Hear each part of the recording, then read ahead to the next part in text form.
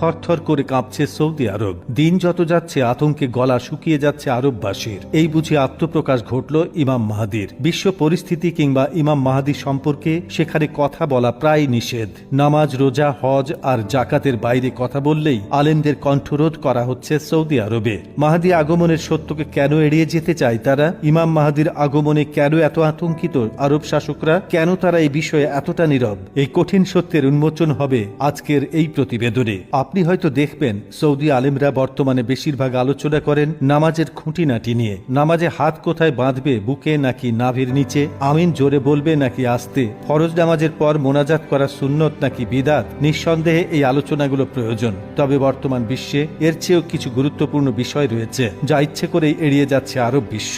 এমনকি কোন শায়েখ যদি এ সম্পর্কে তথ্য দেন তবে তাকে শাস্তির আওতায় আনছেন সৌদি শাসকরা। কিন্তু কেন?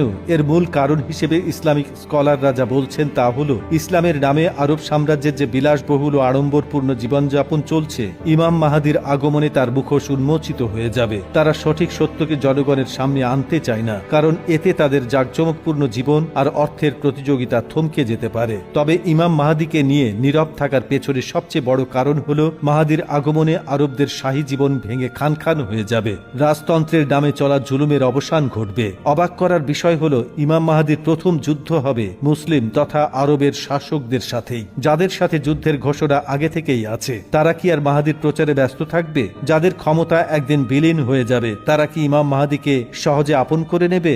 এই সত্য বর্তমান শাসকরা ভালো করেই বোঝেন। মূলত এসব কারণেই আরব দেশগুলো ইমাম মাহাদি সংক্রান্ত চিন্তাধারায় অনাগ্রহী। তারা ব্যস্ত কেবল আর্থিক উন্নয়নে। ইমাম মাহাদির বয়স 40 বছর পূর্ণ না হওয়া পর্যন্ত তিনি সকলের কাছে অপরিচিত থাকবেন। এমনকি ততদিন পর্যন্ত তিনি নিজেও জানবেন না যে তিনি সেই প্রতিশ্রুত ইমাম মাহাদি। হাদিস থেকে এটাই স্পষ্ট যে তিনি কখনোই নিজেকে মাহাদি হিসেবে দাবি করবেন না, বরং নবী করিম সাল্লাল্লাহু আলাইহি ওয়াসাল্লাম বলেছেন, মাহাদির আত্মপ্রকাশ হবে হজের মৌসুমে, যখন একজন ফেরেশতা গায়েবী আওয়াজে বলবেন, ইনিই ইমাম মাহাদি।